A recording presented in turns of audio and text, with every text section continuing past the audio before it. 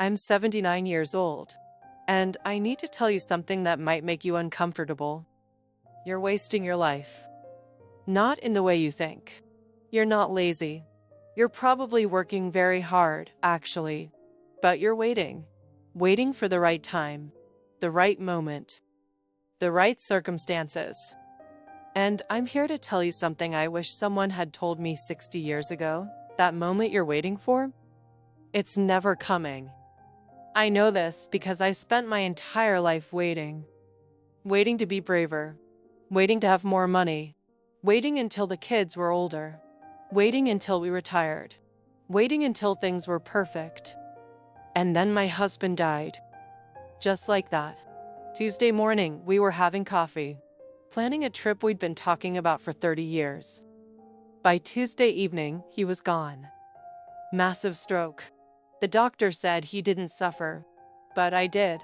Because suddenly I was 76 years old, and all those things we were going to do someday had run out. I'm making this video because I see you. Young people, middle-aged people, even people my age. All waiting, all postponing, all believing you have time. You don't. I married Thomas in 1965. I was 20 years old. He was 22. We were young, naive, completely in love. On our honeymoon, we stayed in a small hotel by the beach. Nothing fancy. We couldn't afford fancy. But Thomas said, "Someday, Maggie, I'm going to bring you to Italy. We'll see Rome, Venice, all of it." I believed him. We had our whole lives ahead of us. But then life happened. I got pregnant with our first daughter, Sarah, in 1967. Then Michael in 1969. Then Jennifer in 1973. Suddenly we had 3 kids. A mortgage, car payments, the usual responsibilities. Thomas worked as an accountant.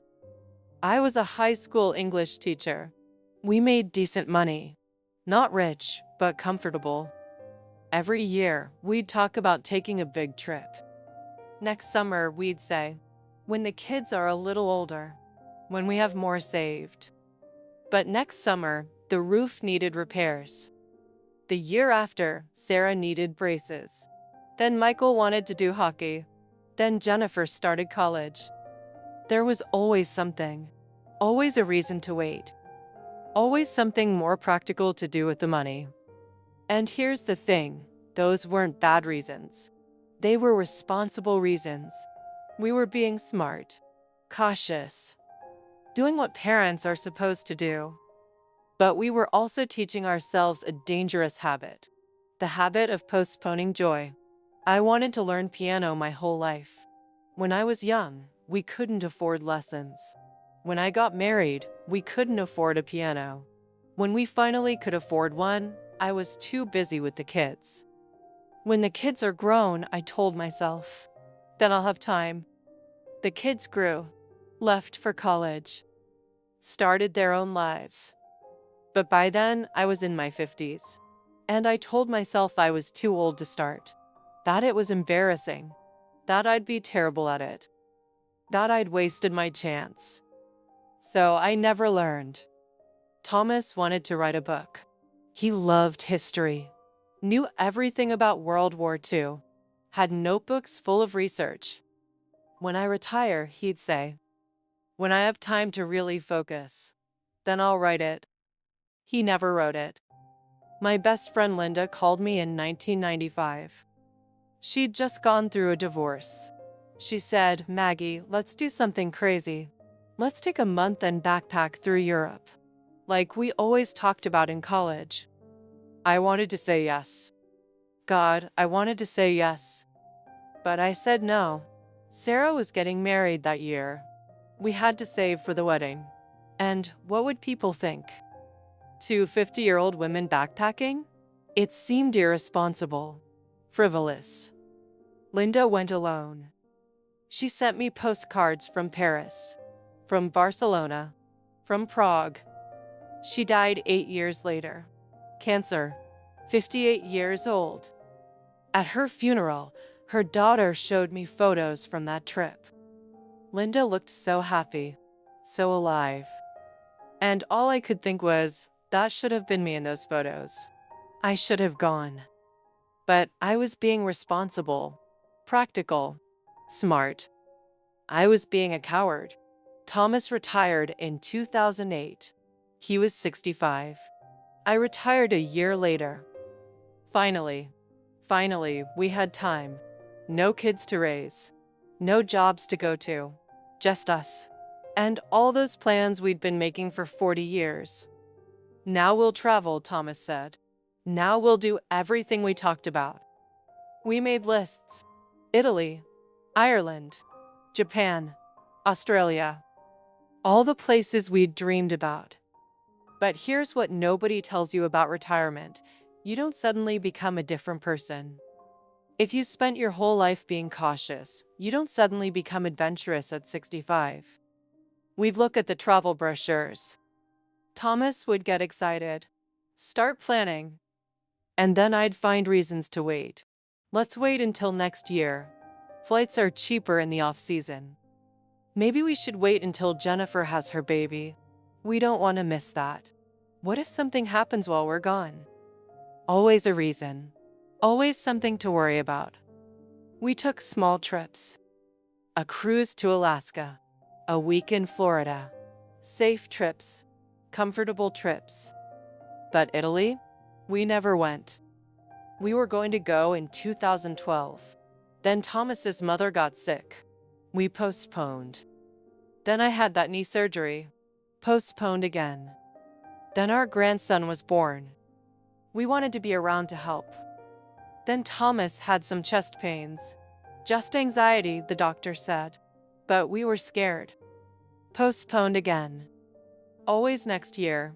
Always when things settle down. Always waiting for the perfect time. Tuesday, March 8th, 2022. I remember the date because it's burned into my brain. The day my someday died. Thomas and I were having coffee. Morning routine we'd had for 57 years. He was reading the news on his March tablet. 8th, 2022. I was doing the crossword I remember puzzle. the date because He it's said, burned into "Maggie, my brain. What do you think The about day my Italy this someday fall?" died. I was looking Thomas at tours. and I were having There's coffee. one that's morning He routine stopped we'd had for mid-sentence. 57 years. I looked up. He was reading the news His on his face tablet. had gone strange. I was doing Confused. the crossword puzzle. Thomas, He said, "Maggie, he tried to say what do you something. think about Italy this Couldn't. fall?" His I was left looking side at tours. collapsed. There's one I that's called 911. He stopped They mid-sentence. came fast. But it didn't matter. Massive stroke. The kind you don't come back from. He died at the hospital 6 hours later. Never regained consciousness. 79 years old. Healthy. Active. No warning. Gone. At the funeral, people said all the usual things. He lived a good life. At least he didn't suffer. You had so many wonderful years together. And we did. We did have wonderful years.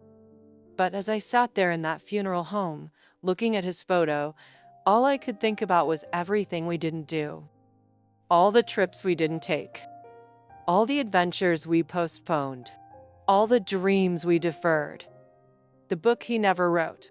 The piano I never learned. The Italy trip we talked about for 40 years but never took. All those somedays that would never come. After Thomas died, I found his computer. He'd been planning that Italy trip. Had a whole folder. Hotels saved. Tours bookmarked. A list of restaurants in Rome he wanted to try. He'd been planning it. Actually planning it. And I would have found a reason to postpone it again. I found his notebooks. The World War II research. Hundreds of pages of notes. Outlines. Chapter drafts. He'd been working on it. Just never finished. Probably was waiting for retirement. Then waiting for the perfect time after retirement. That perfect time never came. I'm 79 now. 3 years since Thomas died. And I've learned something that I wish I'd learned 60 years ago. There is no right time. There's only now. All those things I was worried about, they happened anyway. Or they didn't. And worrying about them changed nothing except stealing my joy. That money we were saving? For what? For emergencies that might never come? For some future that we wouldn't even be alive to see? We saved everything. We sacrificed everything. For a someday that ran out. Here's what nobody tells you when you're young. Your parents won't be here forever. One day, maybe sooner than you think, you'll wish you'd called them more, visited more, said, "I love you" more. My mother died while I was busy being responsible. She asked me to come visit. I said, "Next month, Mom. I'm swamped at work right now." She died 2 weeks later. There was no next month. Your friends won't be here forever. Linda died at 58. We were going to travel together someday. Someday never came. Your spouse, if you're lucky enough to have one you love, won't be here forever. Thomas and I had 57 years together. And I'm grateful. But I'd trade all our savings, all our careful planning, all our responsible decisions for 1 month in Italy with him. Just 1 month. Not planning it, not saving for it, actually doing it. I see young people now, 30s, 40s, even 50s, all doing what I did. Working hard, being responsible, postponing joy, waiting for the right time. I'll travel when the kids are grown. I'll pursue my passion when I retire. I'll spend time with family when work slows down. I'll learn that skill when I have more time. Let me tell you something, that time doesn't come. Work doesn't slow down. The kids don't magically become less expensive. Life doesn't get less complicated. The right time is a myth. A lie we tell ourselves to justify our fear. Because that's what it is, isn't it? Fear. Fear of being irresponsible. Fear of what people will think. Fear of not having enough money. Fear of the unknown. Fear of looking foolish. Fear of failing. So we wait. We play it safe. We postpone. And postpone. And postpone. Until one day, we can't postpone anymore. Because we're dead. Or the person we wanted to do it with is dead. Or we're too old. Too sick. Too late. After Thomas died, I did something crazy. I took that Italy trip. Alone. 76 years old. First time traveling internationally by myself. Terrifying. But I went. I saw Rome, Venice, Florence, all the places Thomas wanted to see. I cried a lot, wished he was there with me. Every beautiful moment was bittersweet because he should have been experiencing it with me. But you know what? I was glad I went, because at least I went. I bought a piano, started taking lessons. I'm terrible. My fingers are stiff. I'll never be good. But I'm doing it, finally. At 79. I called my brother. We hadn't spoken in 8 years. Stupid family argument that neither of us even remembered clearly. We reconciled. We talk every week now. I'm making up for lost time.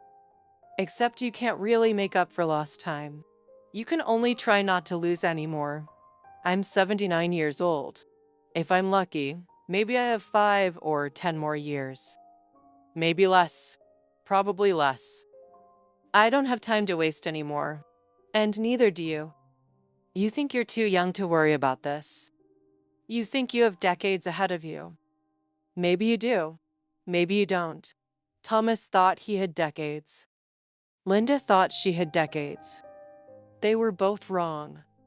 So here's what I'm asking you to do. Stop waiting. Stop postponing. Stop telling yourself you'll do it later. Call your parents. Today, not next week. Today. Take that trip you've been planning. Not someday. Soon. This year. Make it happen. Start that project. Learn that skill. Have that conversation. Take that risk. Not when you have more money. Not when you have more time. Not when things are perfect.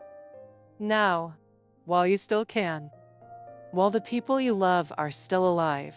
While you still have health, energy, time. Because I promise you, one day you'll run out of time. And all those things you were going to do someday, they'll die with you. Don't let that happen. Don't be 79 years old looking back with regret. Don't waste 60 years waiting for a moment that never comes. The right time is now. It's always now. What are you waiting for?